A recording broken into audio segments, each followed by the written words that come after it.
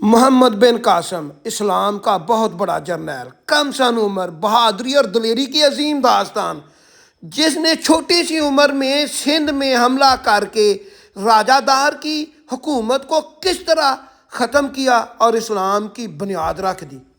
محمد بن قاسم تابعی ہیں۔ تابعی اس کو کہتے ہیں جس نے صحابہ کو دیکھا ہو پر نبی محمد صلی اللہ علیہ وآلہ وسلم کو نہ دیکھا ہو۔ صحابی اس کو کہتے ہیں جنہوں نے نبی صلی اللہ علیہ وآلہ وسلم کو دیکھا ہو۔ انہوں نے حضرت ابو ہریرہ کو دیکھا ہوا ہے۔ اور محمد بن قاسم دنیا کا بہت عظیم جرنیل تھا۔ اس کے خلاف اب پراپوگنڈا کیا جا رہا ہے۔ محمد بن قاسم کی ایمانداری اور بہادری اور انصاف پسندی کی مثال راجہ دار کی جب حکومت ختم کی ہے تو اس کے ہندو بھی کرتے تھے۔ محمد بن قاسم کا پورا نام عماؤ الدین محمد بن قاسم تھا، جو بنو امیہ کے مشہور سپہ سالار حجاج بن یوسف کا بھتیجا تھا۔ محمد بن قاسم نے 17 سال کی عمر میں سندھ کو فتح کر کے سندھ میں، پاک و ہند میں، برصغیر میں اسلام کی بنیاد رکھ دی تھی، اور اسی وجہ سے اسلام اس خطے میں پھیلا ہے۔ اس لیے آج بھی سندھ کو باب الاسلام بھی کہا جاتا ہے۔ محمد بن قاسم نے سندھ کو فتح کر کے سندھ میں اس جگہ پر اموی مہارت کا افتتاح کیا، اور اسی وجہ سے پاک و ہند میں، برصغیر میں محمد بن قاسم کو ایک مسیحا کا بھی اعزاز حاصل ہے۔ اسی وجہ سے سندھ کو باب الاسلام اس لیے کہا جاتا ہے کہ اس خطے کے گرد و نواح میں جو بھی اسلام پھیلا ہے یہیں سے ہی پھیلا ہے، اور اس کی بنیاد جو ہے محمد بن قاسم نے رکھی تھی۔ محمد بن قاسم 31 دسمبر 695 کو طائف میں پیدا ہوئے۔ بعض علماء کہتے ہیں یہ نبی صلی اللہ علیہ وسلم کی اس دعا کا نتیجہ ہے جب اللہ کی طرف سے حکم کیا گیا تھا کہ یا رسول اللہ اگر آپ چاہیں تو ان طائف کی بستی کو دونوں پہاڑوں میں جکڑ دیں۔ تو اس فرشتے کو جو اللہ کی طرف سے حکم لے کر آیا تھا، نبی صلی اللہ علیہ وسلم نے یہ کہا تھا یہ نہیں تو ان کی اولاد میں سے کوئی اسلام لے آئے گا۔ یہ کہتے تھے یہ اسی دعا کا نتیجہ ہے جو محمد بن قاسم اتنا بڑا جرنیل تھا۔ محمد بن قاسم کے والد قاسم ممتاز لوگوں میں شمار کیے جاتے تھے۔ جب عراق کا گورنر حجاج بن یوسف کو بنایا گیا تو انہوں نے تخفی خاندان کے مختلف لوگوں کو مختلف عہدوں پر فائز کیا۔ ان میں محمد کے بیٹے قاسم بھی تھے جن کو بصرہ کا گورنر بنایا گیا تھا۔ اسی طرح محمد بن قاسم کی ابتدائی تربیت بصرہ میں ہی ہوئی۔ تقریباً 5 سال کی عمر میں محمد کے والد قاسم کا انتقال ہو گیا۔ بچپن سے ہی محمد بن قاسم کا مستقبل ذہین اور قابل تشخص نظر آتا تھا۔ محمد بن قاسم کے والد فوت ہو چکے تھے، غربت تھی جس کی وجہ سے اعلیٰ تعلیم نہ حاصل کر سکی، اور ابتدائی تعلیم کے بعد فوج میں بھرتی ہو گئے۔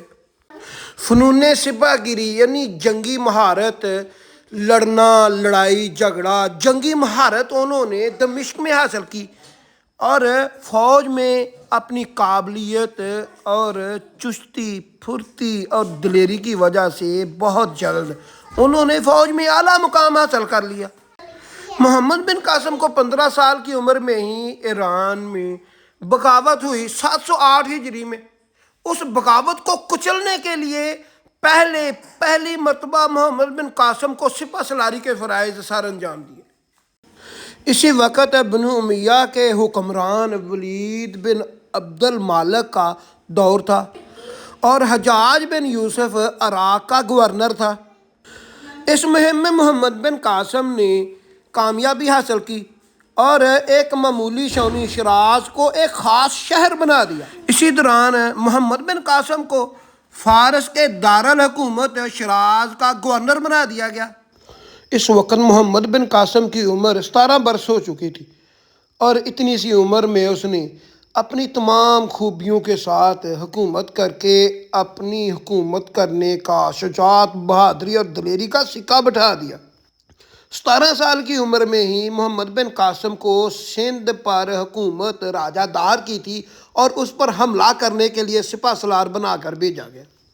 محمد بن قاسم عراق سے چلے ہیں اور سمندر کا راستہ استعمال کیا ہے، سمندر کے ساتھ ساتھ آ کر سندھ پر حملہ کیا، اور اتنا شدت کا حملہ تھا کہ راجہ داہر اس کا مقابلہ نہیں کر سکا اور سندھ پر اسلام کا پرچم لہرا دیا۔ اور یہی وہ آغاز تھا جیسے سندھ کو باب الاسلام کا اس لیے کہا جاتا ہے کہ باب الاسلام سندھ سے ارد گرد کے علاقوں میں اسلام اسی وجہ سے پھیلا ہے، اور اس میں محمد بن قاسم کا بہت بڑا ہاتھ ہے۔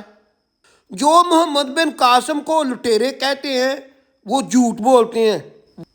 پہلے 2 مرتبہ راجہ داہر کے ساتھ لڑائی ہو چکی تھی سندھ کے مقام پر، اور وہ پہلے 2 حملے ناکام ہو چکے تھے۔ پھر اس نے تیسرا سپہ سالار محمد بن قاسم کو بنا کر بھیجا، اور تیسرے لڑائی میں راجہ داہر کو شکست دے کر سندھ پر اسلام کا پرچم سر بلند کر دیا اور سندھ میں مسلمانوں کی حکومت قائم کر دی۔ محمد بن قاسم کی جنگی فتوحات کا سلسلہ 711 سے شروع ہو کر 713 تک جاری رہا۔ محمد بن قاسم نے سندھ کے اہم علاقے فتح کر لیے تھے اور ملتان کو فتح کر کے سندھ پر مسلمانوں کی حکومت قائم کر دی۔ اس کے بعد یوں ہوا کہ جو حکمران تھا وہ خلیفہ بدل گیا۔ جو نیا خلیفہ تھا وہ محمد بن قاسم کے بالکل خلاف تھا۔ اس نے اس کو حکم دیا کہ واپس آ جاؤ، اور محمد بن قاسم نے بالکل خلیفہ کا حکم مانا اور واپس آ گیا۔ اور جاتے جاتے ہندو بھی محمد بن قاسم کو بہت پسند کرتے تھے، اس لیے کہ محمد بن قاسم نے عدل اور انصاف کی حکومت قائم کی تھی، اور وہ محمد بن قاسم کو دیوتا مانتے تھے، اپنا مسیحا مانتے تھے، اور اس لیے پھر انہوں نے محمد بن قاسم کی تصویریں بنائیں اور وہ پھر اس کو سجدہ کرنے لگے، کہتے تھے یہ ہمارے مسیحا ہے۔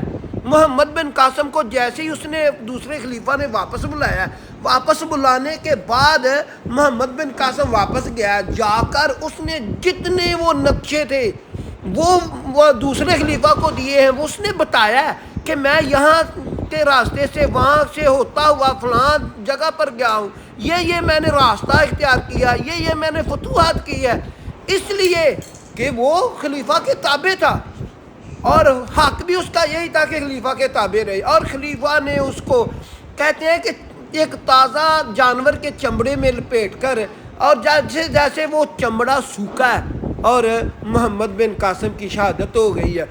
محمد بن قاسم کم عمری میں اتنا بڑا جرنیل، اتنی بڑی فتوحات، اور اس کے بعد کم عمری میں ہی دنیا سے چلا گیا، وہ بھی خلیفہ وقت نے اسے شہید کر دیا۔ ہمیشہ مسلمانوں کے دلوں میں اور تاریخ میں ہمیشہ یاد رکھا جائے۔ امی عائشہ صدیقہ رضی اللہ تعالیٰ عنہ بیمار تھیں، اور سندھ سے ایک حکیم کو حضرت امی عائشہ صدیقہ رضی اللہ تعالیٰ عنہ کا علاج کرنے کے لیے سندھ سے بلایا۔ سندھ سے وہ آیا اور امی عائشہ صدیقہ رضی اللہ تعالیٰ عنہ کو دعا دی ہے